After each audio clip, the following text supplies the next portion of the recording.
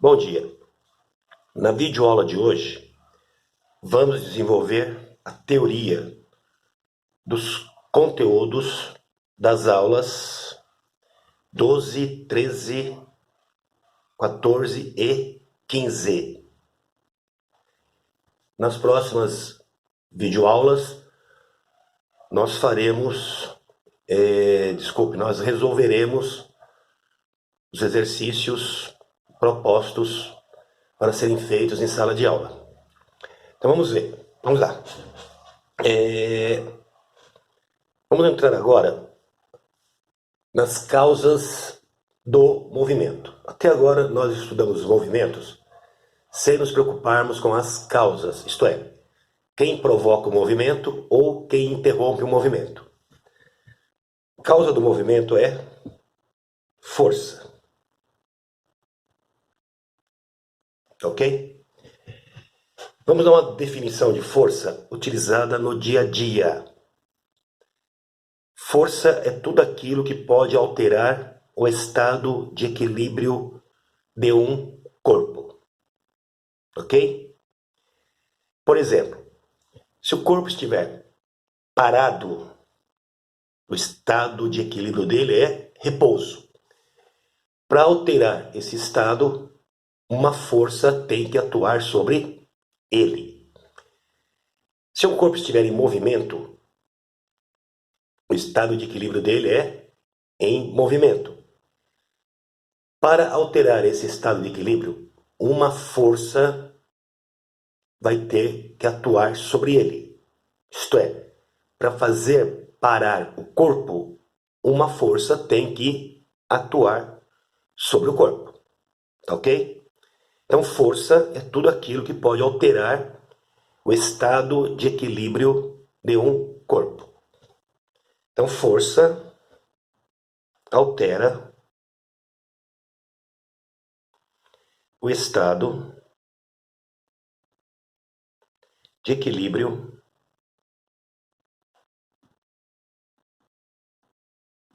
de um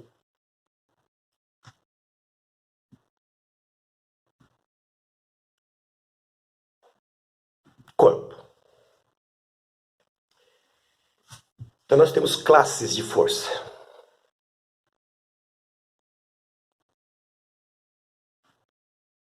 Classes de forças, ou classificação das forças. Eu posso ter força de contato,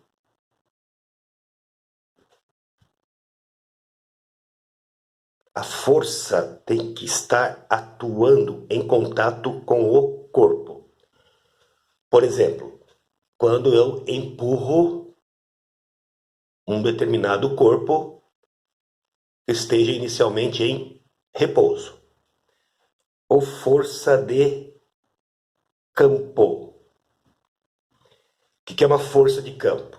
É uma força que atua à distância.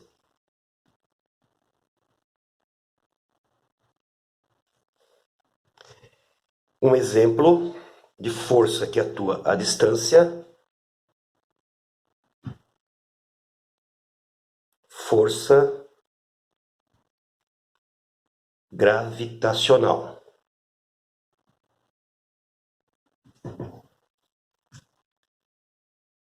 Se eu soltar um corpo de uma determinada altura em relação à Terra, esse corpo vai cair. No entanto, não tem nada em contato com o corpo fazendo-o cair. Isso é uma força de campo. Ela atua à distância. Vamos ver agora tipos de forças. Tipo de forças. Vamos considerar um corpo que esteja apoiado sobre uma superfície. Tá ok? Vamos admitir que uma força esteja puxando o corpo nessa direção é sentido. Bem, esta força que provoca um movimento no corpo, ela é chamada de força motora. Tá ok? Então o corpo está sendo arrastado sobre essa superfície. Bem, uma força que sempre atua, sempre, em qualquer situação, é a força-peso. A força-peso é uma direção, ela tem sempre a direção vertical, isto é, ela atua sempre na direção vertical. Estou enxergando a força lá no corpo. Ela atua sempre na direção vertical e tem sentido para baixo, sempre, ok? Posteriormente, nas próximas aulas, nós vamos verificar como calcular essa força-peso. Vamos lembrar como calcula essa força-peso. Se o corpo está sendo arrastado sobre uma superfície, vai existir uma força em sentido contrário. Ok? Esta força será chamada de força de atrito. Na força de atrito, quando o corpo é puxado, isto é, arrastado ou empurrado, ela será sempre contrária ao sentido do movimento. Essa força de atrito vamos chamá-la de FAT. Então, FAT, quando o corpo é arrastado ou quando o corpo é empurrado, ela será sempre contrária ao sentido do movimento.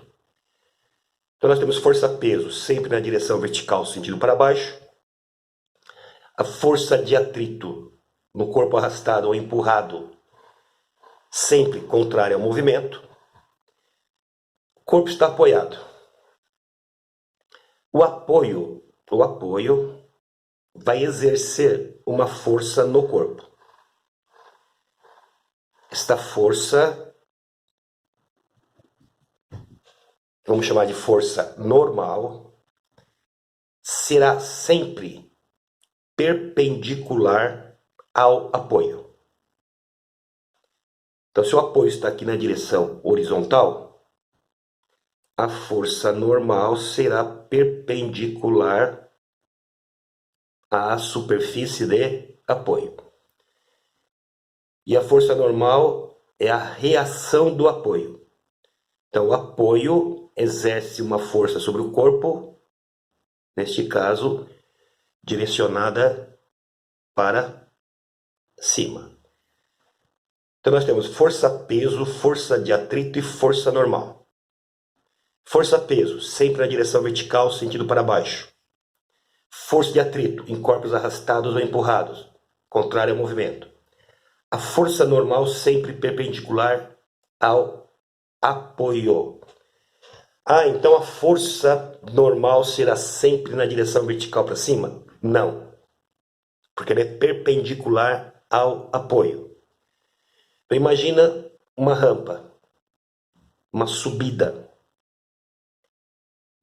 tá ok? E um corpo apoiado nessa rampa, subindo a rampa, descendo a rampa, parado na rampa, não importa. A força normal, neste caso, ela vai estar aqui, vertical para cima? Não, porque a definição dela é sempre perpendicular à superfície de apoio, ao plano de apoio. Como o plano de apoio está nessa direção, para formar 90 graus com o plano de apoio, a normal tem que vir aqui. Ok? E o peso?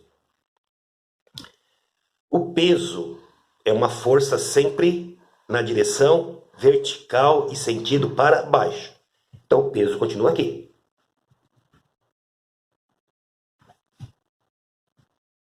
Um outro exemplo. Eu tenho aqui uma parede.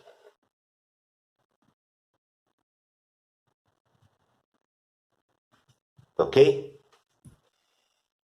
E tem um corpo. Um corpo que está sendo empurrado contra a parede. Então alguém de fora faz uma força aqui. Peraí, pessoal, sou um pouquinho torta aqui. Eu quero fazer uma força horizontal.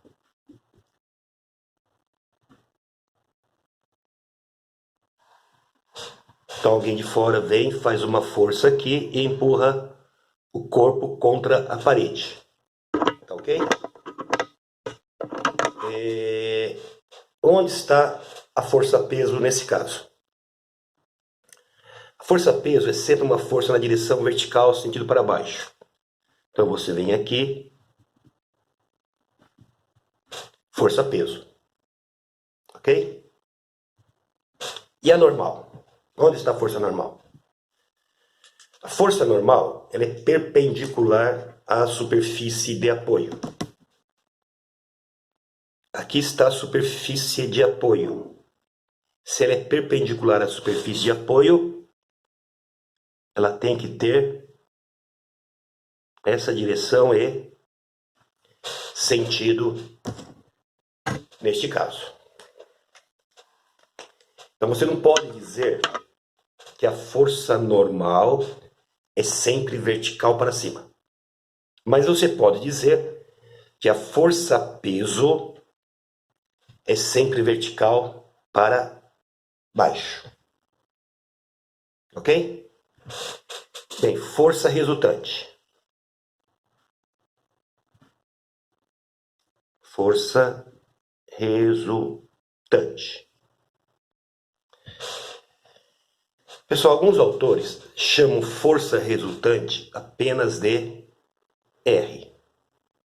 R de resultante. Eu prefiro uma outra nomenclatura para ficar bem claro qual é a natureza da resultante. Eu prefiro chamar a força resultante de FR. Ok? Bem, existem algumas situações para a força resultante. Primeira, forças de mesma direção. Então, forças que atuam na mesma direção. Então, por exemplo, eu posso ter aqui um corpo. Eu tenho uma força F1 para lá. Eu tenho uma força F2 para lá. E tenho, por exemplo, uma força F3 para cá. Todas elas estão atuando na mesma direção. No caso aqui, horizontal. Eu posso ter a seguinte situação. Uma força F1 para cima, por exemplo. Uma força F2 para baixo, por exemplo. Essas duas forças também atuam numa mesma direção. Então aqui direção horizontal e aqui direção vertical. Então neste caso, como é que você vai determinar a força resultante? Você vai somar considerando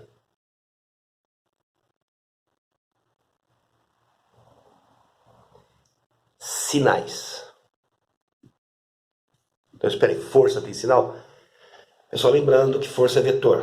Então, o vetor tem módulo que é o valor, direção, horizontal, vertical, ou sentido, direita, esquerda, para cima, para baixo. Lembraram? Para identificar o sentido, nós temos que estabelecer um referencial. Então, o referencial que vamos adotar é... Pessoal, na posição que eu estou aqui, fica difícil eu fazer uma linha reta. Mas considere aqui reto e considere aqui reto. Então, o referencial que nós vamos adotar é o plano cartesiano. X, Y. E vamos dizer o seguinte: quem concordar com o sentido referencial, positivo. Quem discordar, negativo. Quem concordar com o sentido do referencial, positivo. Quem discordar, negativo. Tá ok? Por isso que nós vamos somar considerando sinais. Por exemplo,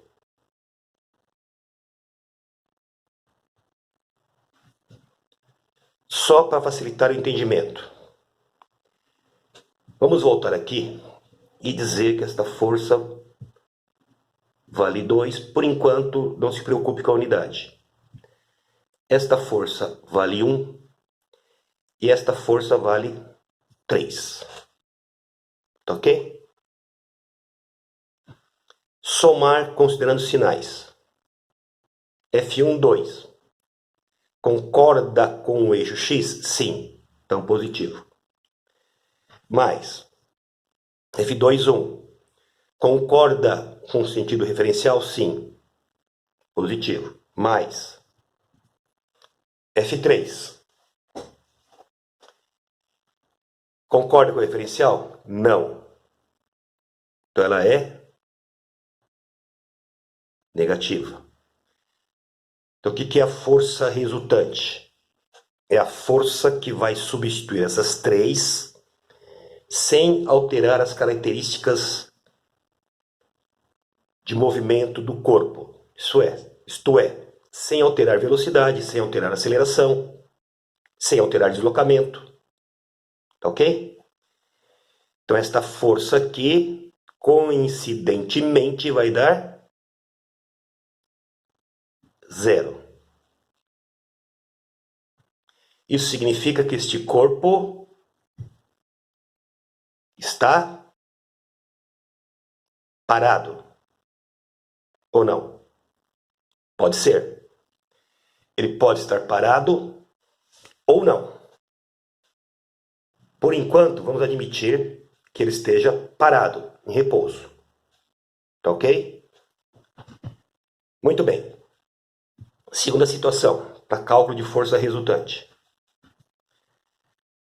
Quando as forças atuam em direções diferentes. Vamos supor agora que eu tenho aqui uma força F1 na direção horizontal igual a 3, uma força F2 na direção vertical igual a 4. Onde é que está a força resultante? A força resultante, ela vai estar sempre com a origem, coincidindo com a origem das forças dadas. Ok? E qual o sentido dela? Isso será dado pela regra do paralelogramo. Isto é, você vem a partir dessa extremidade e traça uma paralela a esse vetor. Dessa extremidade uma paralela ao outro. E aqui você enxerga a força resultante. E o módulo dela?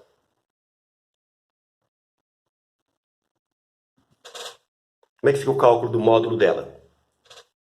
Lei dos cossenos.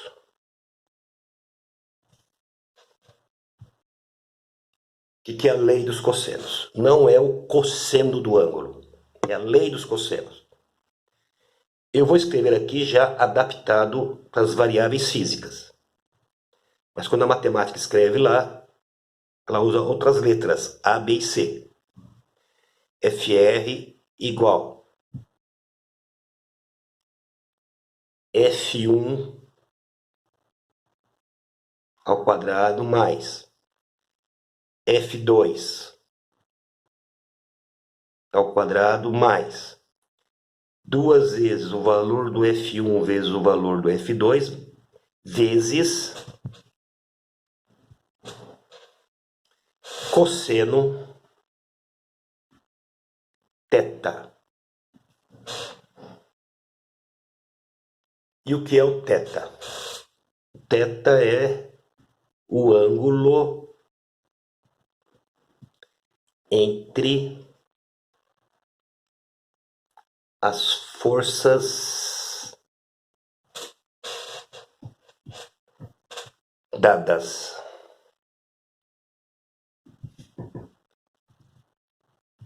Então, θ é o ângulo entre as forças dadas. Quem são as forças dadas aqui? F1 e F3. Desculpa, F1 e F2. F1 igual a 3, F2 igual a 4. Ok? Qual é o ângulo formado entre F1 e F2? É esse ângulo aqui. Então, este é o ângulo θ. Então, espera aí. Se o θ é igual a este ângulo aqui, ó. Que ângulo é esse? 90 graus. Cosseno de 90 é igual a quanto? Zero? Isso. Se o cosseno de 90 é igual a zero, pessoal, a lei dos cossenos vai se resumir a FR igual F1 ao quadrado mais F2 ao quadrado. Isso lembra alguma coisa? Hipotenusa é igual à raiz quadrada da soma dos quadrados dos catetos. Hipotenusa, cateto, cateto. Isto é, Pitágoras. Então, Pitágoras é um caso particular da lei dos cossenos. Particular. Só vale se o ângulo for igual a 90 graus. Tá ok? Leis de Newton.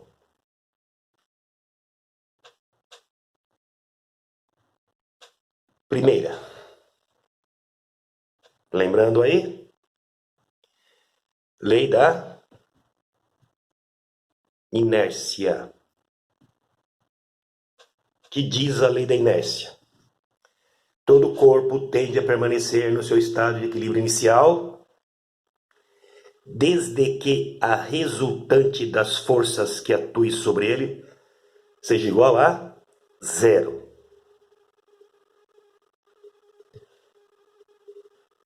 O que significa isso?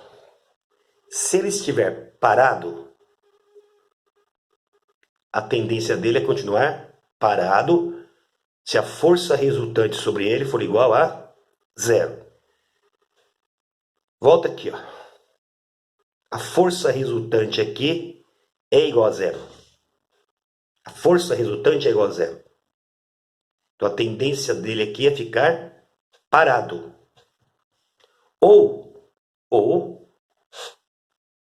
Então parado, ou se deslocando em movimento uniforme. Isto é, em um movimento cuja aceleração é igual a zero. Então, se um corpo estiver se deslocando numa estrada, numa superfície, com uma velocidade constante, se nenhuma força atuar sobre ele, ou se a resultante das forças que atuarem sobre ele for igual a zero, a tendência dele é continuar se deslocando com essa velocidade constante. Ok? Ou movimento uniforme. V igual a constante. Então vejam bem, se a força resultante sobre um corpo for igual a zero, eu não posso afirmar categoricamente que ele esteja parado. Porque ele pode estar se deslocando com velocidade constante. Segunda lei. Equação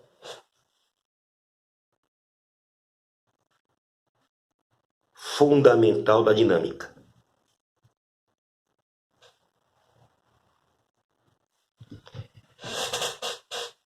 Newton concluiu que Fr é igual a massa vezes aceleração, escrito em módulo. Então agora fica mais fácil entender essa história aqui de movimento com velocidade constante. Se a força resultante for igual a zero, isso significa que o corpo está parado ou... Quem pode ser zero aqui na equação? A massa pode ser zero? Não. Então quem é zero? Para Fr ser igual a zero? Aceleração. Se a aceleração é igual a zero, a velocidade é constante. Ok? Finalmente, a terceira lei. Ação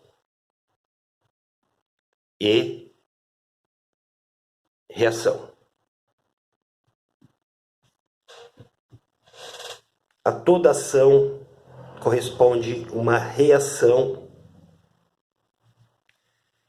de mesmo módulo, mesmo valor, mesma direção, porém em sentidos opostos. Uma situação de ação e reação são forças que ocorrem em pares. Porque a toda ação vai corresponder a uma reação. Ok? Por exemplo, eu tenho aqui uma parede. Alguém empurra a parede com força F. A parede vai reagir, certo? A esta ação desta força. Então a parede vai reagir, exercendo nesse alguém uma força de mesma direção, mesmo valor, só que em sentido oposto. Tá ok? Então a força de ação atua na parede. A força de reação atua em quem exerceu essa força. Então, se é uma pessoa empurrando a parede vai exercer uma força sobre a pessoa. Então, forças de ação e reação, elas atuam em corpos diferentes. Então, um par de ação e reação não pode se anular.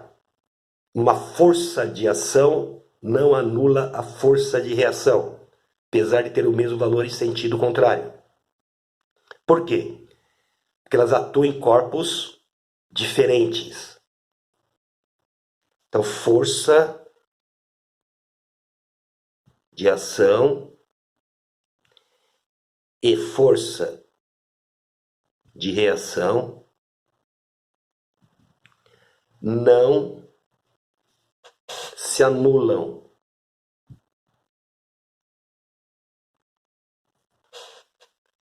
Porque atuam em corpos... Porque elas atuam em corpos diferentes. Ok? Tenham um bom dia.